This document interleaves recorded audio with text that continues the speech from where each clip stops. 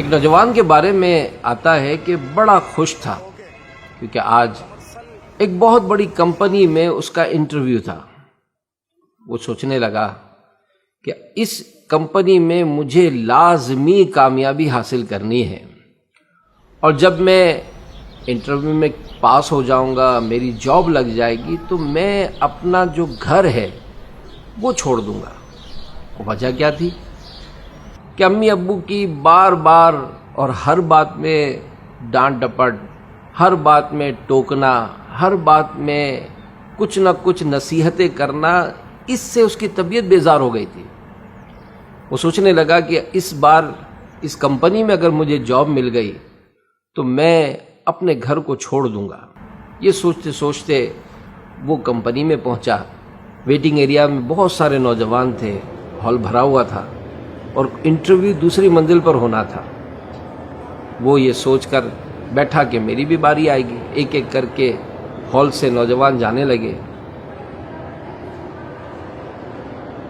کچھ دیر بعد ہال کا ایک پورشن خالی ہو گیا تو اس نے دیکھا کہ پنکھا چل رہا ہے۔ فوراً ابو یاد آ گئے کیونکہ پنکھا ایسے ہی چل رہا تھا۔ وہ اٹھا اور اس نے پنکھا بند کر دیا۔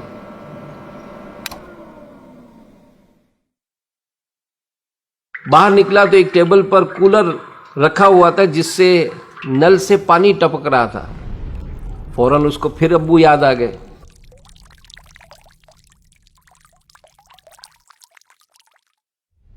اس نے نل کو بھی ٹائٹ کیا۔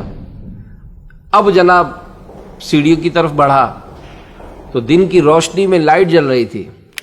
حسب عادت اس نے لائٹ آف کی۔ پہلی منزل پر پہنچا تو راستے میں جگ اور گلاس رکھا ہوا تھا۔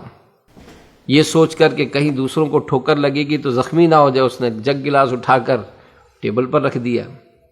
دوسری منزل پہ پہنچا تو دیکھا کہ راستے میں کرسی رکھی ہوئی ہے اور سارے لوگ بج بج کے اس سے نکل رہے۔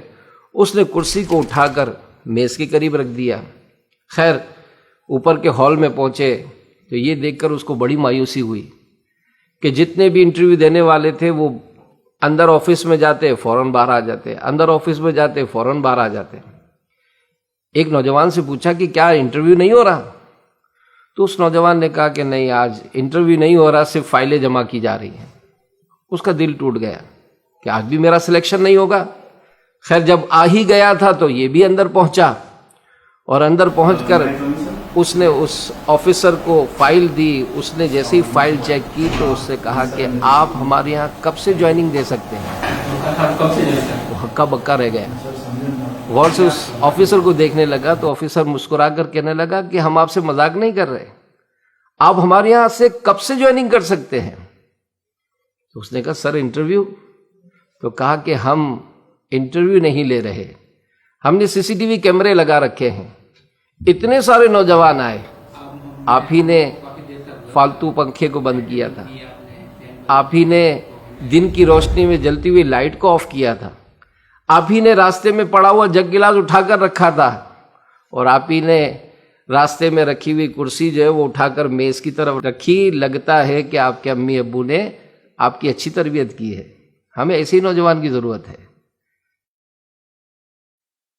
سوشل میڈیا کے ناظرین، یہ بھی زندگی کا ایک انداز ہے کہ ایک شخص تو خود سوچتا ہے کہ میں کسی کے نہ مانوں، اور ایک وہ شخص جو اپنے خاندان میں اپنے بڑوں سے اور اپنے اساتذہ کی دی ہوئی تربیت کو اپنی زندگی کا حصہ بناتا ہے۔ وہ زندگی کے کئی مراحل میں، بلکہ اگر یوں کہا جائے کہ ہر مرحلے میں کامیابی حاصل کرتا ہے، کیونکہ اس نے اچھے لوگوں سے اچھی تربیت حاصل کی ہے اور اس اچھی تربیت کو اپنی زندگی کا حصہ بنایا ہے۔ آپ بھی آگے بڑھیے، اچھے لوگوں سے اچھی باتیں سیکھیے اور ان اچھی باتوں کو اپنی زندگی کا حصہ بنائیے۔ انشاءاللہ دنیا اور آخرت میں بے شمار برکتیں نصیب ہوں گی۔